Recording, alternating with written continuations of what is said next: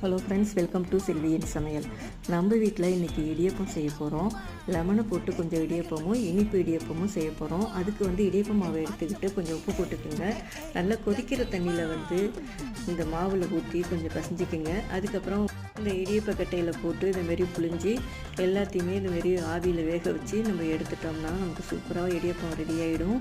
Next பார்த்திங்கன்னா, ஒரு வானொலி வச்சுட்டு அதில் கடுகு, உளுந்து பருப்பு, கடலைப்பருப்பு, வெங்காயம், பச்சை மிளகா, இல்லாட்டினா காஞ்ச மிளகா, கருவேப்பிலை, இது எல்லாத்தையும் போட்டு தாளித்து விட்டுடுங்க. இடியப்பத்தில் பார்த்திங்கன்னா கொஞ்சம் மஞ்சத்தூளும் கொஞ்சம் ஒரு லெமனும் போட்டு நல்லா புழிஞ்சிட்டு இதோடு மிக்ஸ் பண்ணிங்கன்னா நமக்கு லெமன் இடியப்பம் நமக்கு சூப்பராக ரெடி ஆகிடும். கடைசியாக கொஞ்சம் தேங்காய் பூ போட்டு இறக்கிட வேண்டியதான்.